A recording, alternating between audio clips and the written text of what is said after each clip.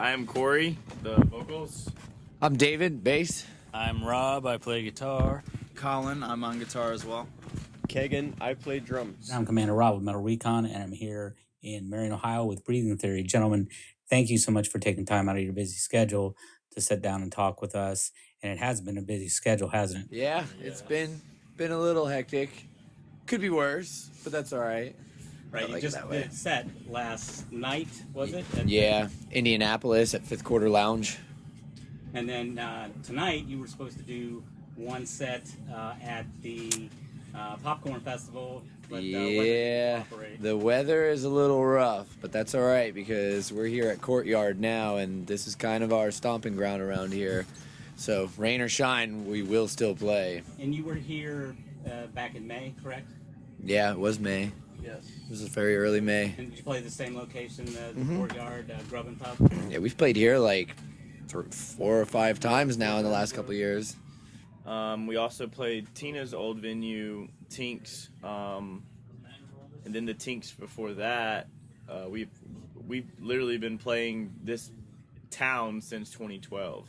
Matter of fact, I met Kegan in this town in 2012 on Breathing Theory's first tour.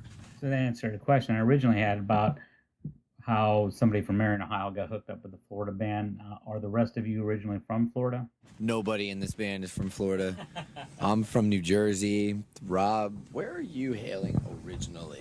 Cape Cod, Massachusetts. That is right. I always mistake that New Corey, York. what about you? I was born in North Carolina, but literally by the time I was 3 years old, I was being moved back and forth to Florida, to North Carolina. Florida, North Carolina. Like, my dad was from North Carolina. My mom was from Florida. So literally 3 years into birth, and I was already being moved back and forth states. So every time people are like, where are you from? I'm just like, just pick one of those two. I actually have a really similar circumstance too because I was born in New Jersey. I've moved all over. I've lived in Vermont, both sides of Florida, up and down Pennsylvania, all over the place. So I'll tell people I'm from New Jersey, but I'm from Florida.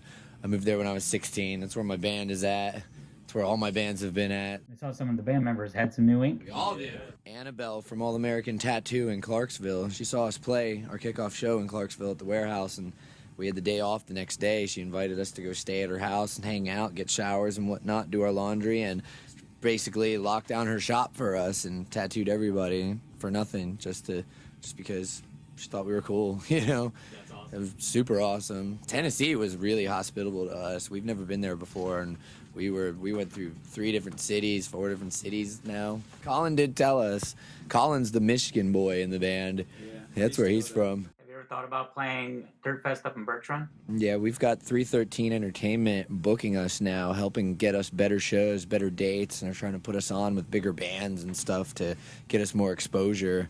So we've been basically letting our booking agent know we want to tackle any of the fests and big cool events that we want. You get us there, we will play it. We will crush it. Yeah, and I originally became aware of your band because of the video that you did for Battle of the Bands, specifically for Rock on the Range. Now, of course, that didn't work out this last year. Is that something that you guys plan on doing again next year? Yeah, I think we want to start trying for all of those battles, you know, because we didn't do any battles where we're from down in Florida, but we did this one and we got really far with it. You know, I was personally surprised that we were like standing tall at the top of the ranks for a long time, and I know it was the first year. Number 1 on the buzz rate. So Yeah. Number 1 on the buzz rate, Definitely would number like to 1 keep that most going. featured band. Our good friend Screaming for Silence actually took home the medal there, and you know, those guys are great. They've been through Tinks, you know, multiple times.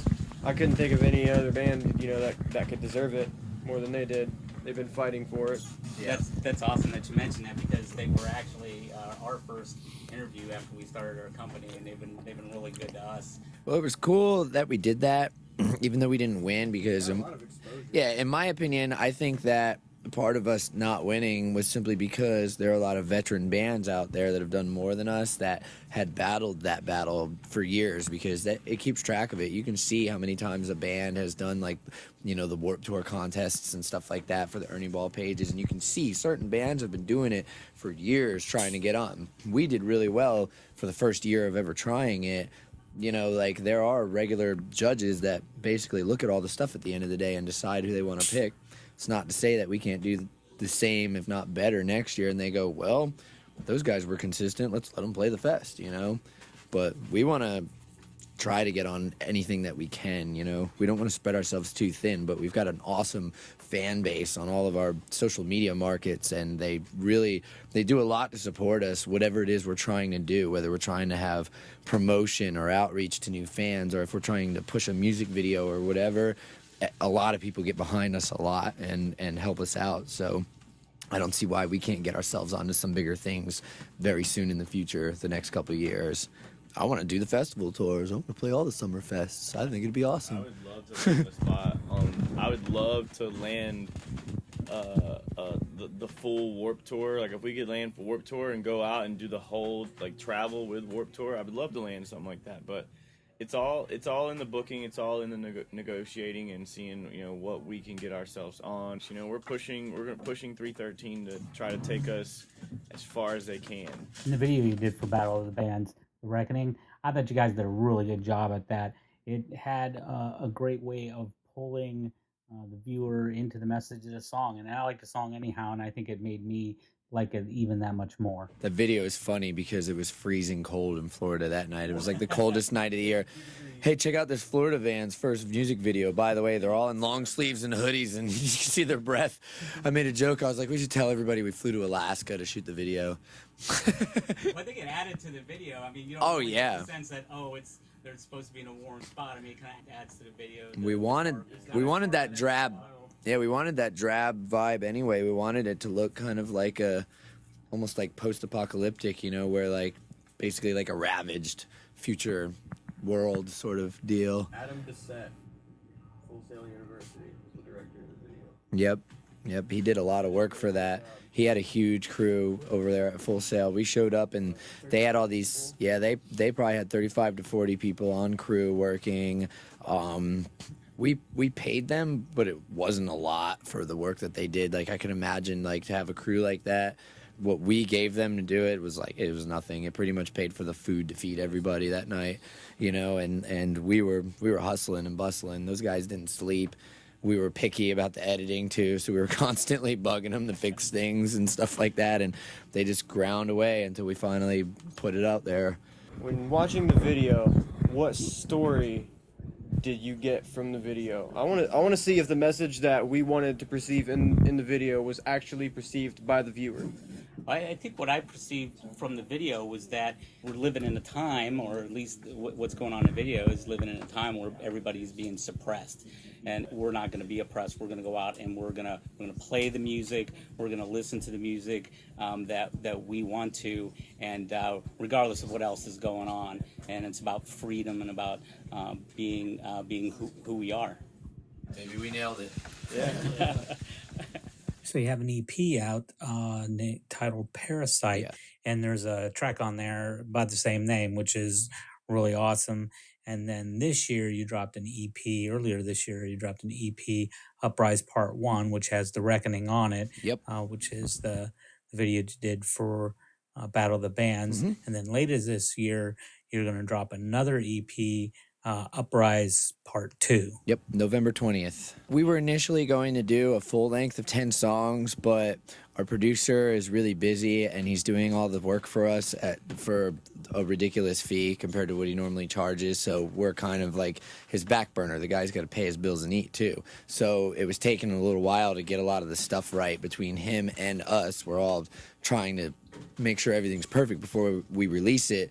So we didn't really want to make fans wait because we had been posting for so long, you know, that more stuff was going to come. We were going to release albums soon and everything. So we decided to split it up into 2 EPs and release the first half so we can get the stuff to people. People were already buying pre-orders and everything. So we chose to divide it up and send it out that way. And I don't think it made much of a difference, honestly. So there's been some band member changes since the inception of Breathing Theory. How has that affected the music, specifically with the way that you've been writing music? I think that we have a little bit more of like an open, like the ability to compose between all of the band members in this version of the band now, whereas Corey with the old versions was really very primarily like pitching all the ideas or like taking riffs that the guys were coming up with and trying to help them make songs out of it. So he had to be like the brainstorm behind almost every single song and all the composition and everything. Whereas now when we were working on the Uprise stuff, we were still kind of getting in to the feel of being this band, and he did a lot of like rough stuff that and left the rest of us up to kind of turning it into what we want to, of improving riffs and figuring out the arrangements. And he gave us kind of like more free reign on his song, like, here's my structure, here's my idea, now play with it, like, this is yours now, like, figure out what it is that you think we should do. So we're a little more team oriented as far as that, but the sound of the band is what appealed to everybody. That's why everyone's in this band. Like, I was a fan for years before I ever, before Corey ever called me to find people for the rebuild and everything. So for me, it was like, I always liked the band. I always liked the idea behind it and the sound and stuff. I thought it was cool.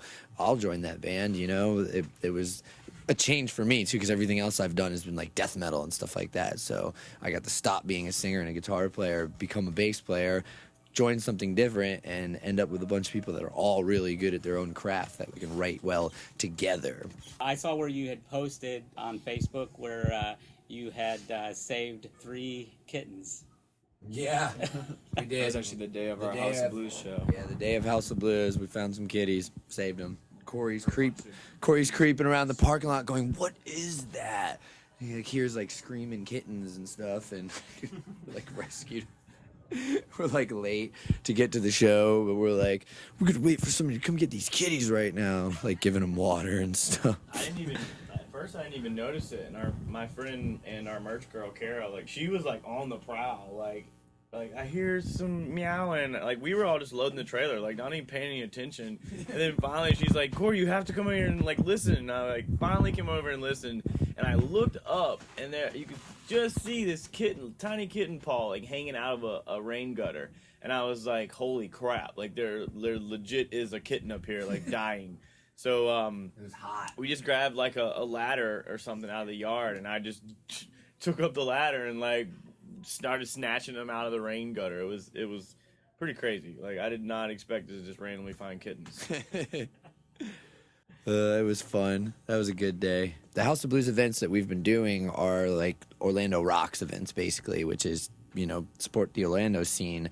And oftentimes that's all you're going to get at those shows is Orlando bands. So the fact that they're inviting us out, friends of ours, Kill the Sound, Mechanism, Traverser, who else do we hang out? That's like primarily our Orlando people that we play a lot of shows with or go to each other's shows, hang out, you know what I mean? And they want us to come back all the time, and they give us so many compliments about our band. Like, we keep just opening up the shows, playing first or whatever, and they're like, oh, you guys are good, sorry you gotta open. And to us, it's like, whatever, like, you want to kick off a show right, you should have a good band at the beginning and in the middle and at the end. There should be no rank when a bunch of bands are all repping like that. But we brought the most people out of all the bands to the last show, and like my brain melted a little when we were signing our paperwork or whatever at the end of the day to see what our ticket cuts were, and we were like, wow, really? Did we really do this? Because we set out to do it. We were like, let's try to bring the most people for this show. Let's see if we can do that.